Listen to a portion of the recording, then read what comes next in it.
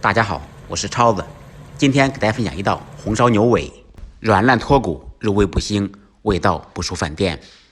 我们这里牛尾和牛肉的价格是一样的，都是38块钱一斤。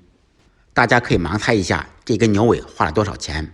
首先把牛尾让老板娘切成小块，放入盆中，加入清水浸泡，泡出血水。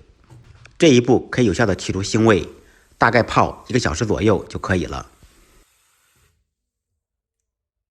泡好的牛尾，冷水下锅焯水，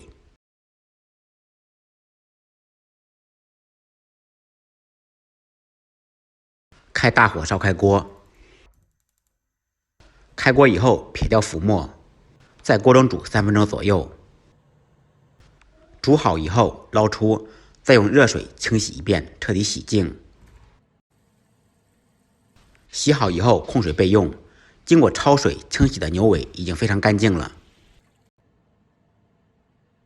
接下来我们准备小料，准备1根可爱的胡萝卜，1根大葱，1小块生姜，2、3个八角，1个去籽的草果，1小块桂皮，2、3片香叶，1小块白芷，20粒花椒，2、3个鲜山楂。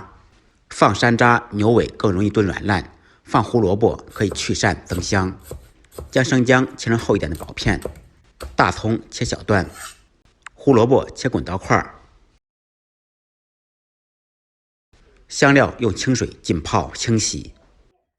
起锅开火，先把锅烧热，锅热以后放入少许油，油热放入葱姜爆香，放入1小勺豆瓣酱，半勺甜面酱，继续开中火把酱炒出香味，再放入泡好的香料，简单翻炒扒拉1、2下，香料经过浸泡煸炒，味道会更香。放入半勺生抽酱油，加入适量的清水，水没过牛尾，放入1小勺熬好的糖色。关于熬糖色的制作方法，我的主页有详细教程，大家可以自行搜索。再放入1点老抽增加底色。卤牛尾必须用高压锅，所以可以先放盐，放入适量的盐，3、4粒冰糖，胡椒粉多放一点。开大火把汤烧开，焯水洗净的牛尾放入压力锅中，倒入调好的汤汁，汤汁一定要没过牛尾。放上切好的胡萝卜、山楂。如果用普通高压锅需要压25分钟，用电压力锅需要40分钟左右。这个是卤好的牛尾，已经非常软烂了。这个时候还不好吃不入味，我们需要大火收汁，把卤牛尾的原汤倒入锅中，打出残渣，放入卤好的牛尾，开大火收汁。做红烧菜嘛，甜口稍微重一点，根据个人口味再放少许白糖。这道菜不需要勾芡，大火收汁就会有自来芡。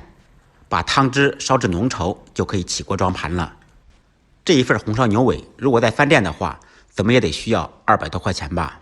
最后再往上面盖上1顶小绿帽子，那真的是嗷嗷香。这道菜也是我的一个粉丝朋友点的，不好意思让您久等了。按照我的方法做，不好吃您提了牛尾来找我。感谢朋友们的支持点赞，再忙再累记得按时吃饭。下期视频见，拜拜。